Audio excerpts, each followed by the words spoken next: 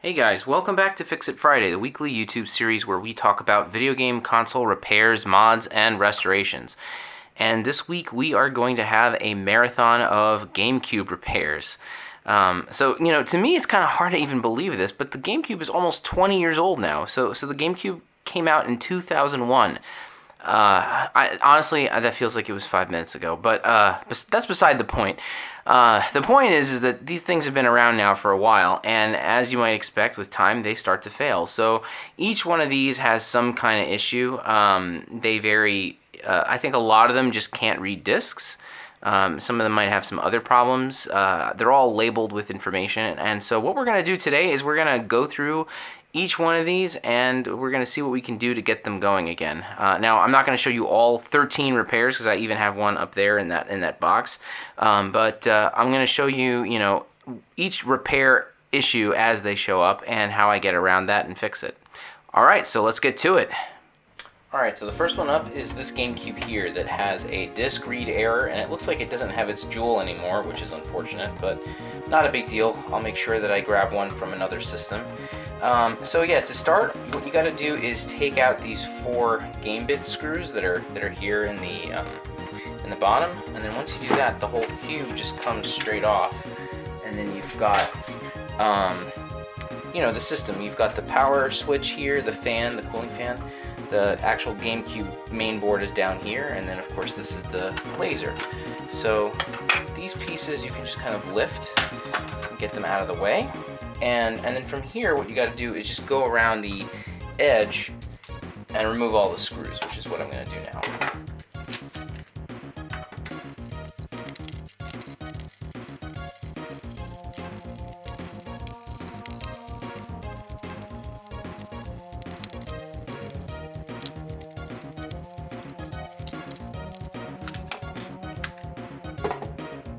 Okay, and looks like someone's been in here already, but there actually are 2 long screws, or 4 long screws that are here, and you also would remove those, and you'd use like a small screwdriver for that. Okay, so now we're done. The GameCube disc, the GameCube laser is in here, so we're just gonna go ahead and open that.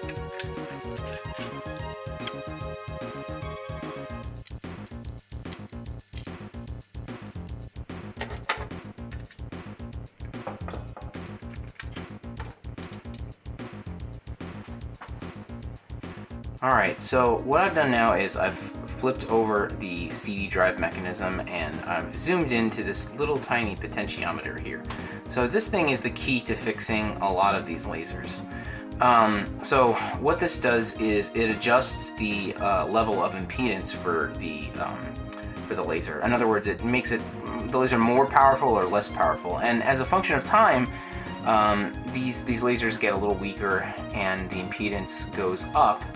And then eventually they stop reading discs. So what we're going to do here is we're going to measure the impedance here and see what value it has.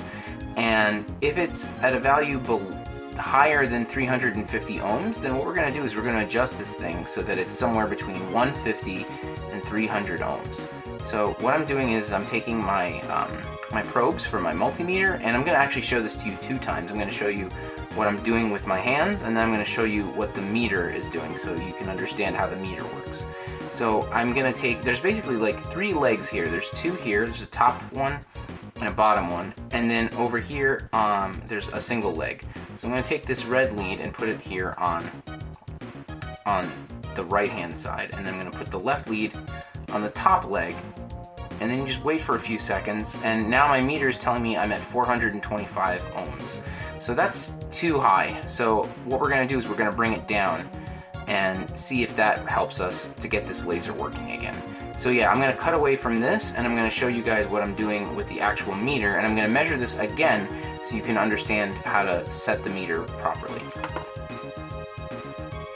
Alright, so here's my multimeter, and these are pretty widely available on Amazon and all sorts of stores, and they have lots of very useful functions. I use this thing all the time when I'm trying to diagnose and repair stuff. But for the purposes of today, what I'm going to do is I'm setting it to this mode for measuring impedance, and every meter will have this, or pretty much every meter, and it's indicated by this omega symbol. So you just have to adjust the dial to this omega symbol, and now it's going to be measuring ohms. So what I'm going to do now is, with my hands, I'm going to do the same thing you just saw in the last scene, and you'll see what the meter does. It takes a couple seconds, but now you see it's saying 0.425 kiloohms, or in other words, if you move the decimal 3 places over to the right, it's 425 ohms. So now what I'm going to do is I'm going to try to adjust this and bring it down to something below 350. It needs to be somewhere between 150 and 350 to be, good for reading. Okay, so now I'm going to try adjusting the potentiometer, and then we're going to measure again and see if that makes things better or worse. So what I have here is like a very tiny flathead tip on my screwdriver. You can use also a Phillips as well, but I find that this is a little bit better. It's okay that it's metal because the system is not powered, and so I'm just going to twist it a little bit counterclockwise. That's what I just did right now. And now I'm going to just measure again and see if that made things better or worse. Oh, hang on, my leads are switched.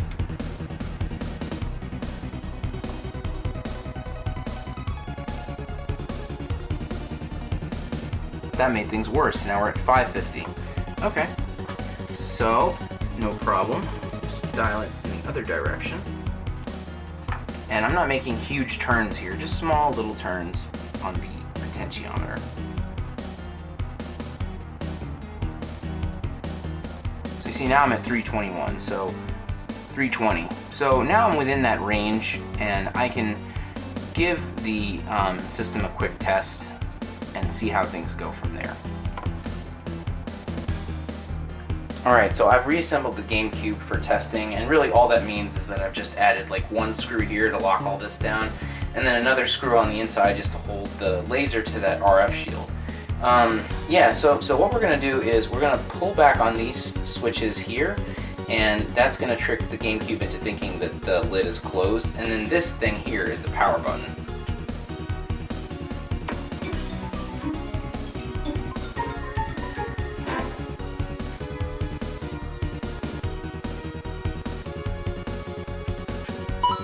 And there we go.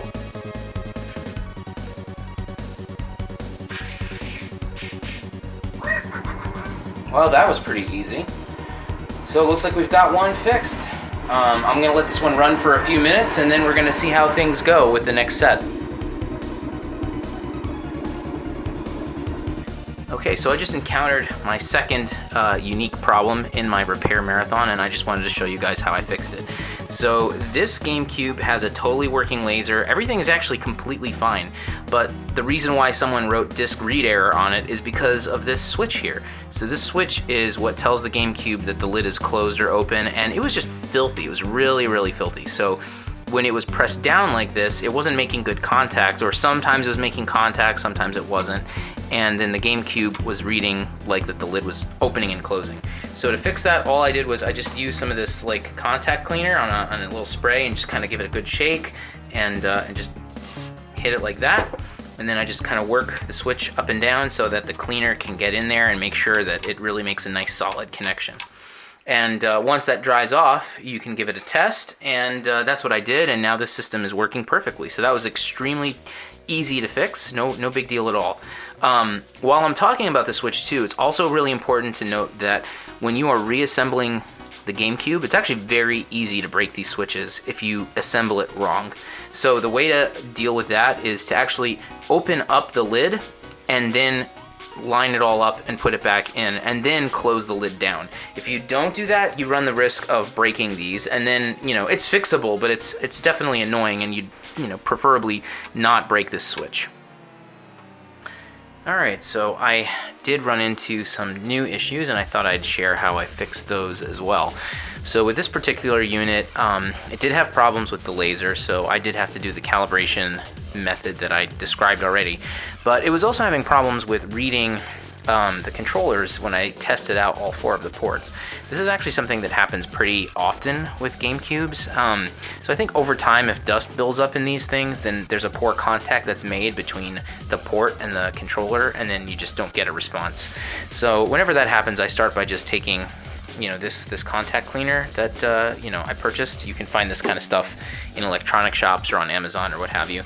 It's the same thing I use to clean the Switch. And so what I'll do is I'll hit all 4 of these ports, and then I'll actually use a GameCube controller and then just insert it and remove it a couple of times just to kind of work on those pins and make sure that they're nice and clean. And then once everything dries, then I'll put power back onto the console and test things out, and 90% of the time that will fix things. Occasionally you will run into some of these where there's 1 or more dead ports. That happens sometimes, and so far I've already found one GameCube where it was actually not the system, I'm sorry, it was not the ports, it was actually the system itself which was damaged, and I couldn't fix that. But yeah, so far so good. I just have 3 systems so far which are not salvageable. 2 of them were in a flood, and one of them is that one I was describing with the problems on the motherboard. But even those have their purpose because they had good parts, and I was able to take those parts and use those to fix some other GameCubes. So I'm going to keep at it, and we'll be back soon with some more updates. Alright, so here is the end result of that repair marathon. So fortunately, I was able to get 10 out of the 13 working, so that's, pretty damn good. Most of them had just the laser issues I was describing. A couple of them had issues with the ports, and, only 1 or 2 had issues with the switches, but those were the only fixes that I needed to employ in order to get all these guys working. So hopefully this shows you that working on GameCubes is actually rather easy, and if yours stops working, then you should be able to get it up and running using some of the methods that I've described in this video. So if you guys like this content, then you know what to do. Hit a thumbs up and definitely subscribe to the channel if you're interested in this kind of stuff. I'll be putting out videos every Friday. So thanks again for watching, and I will see you guys next time. Bye!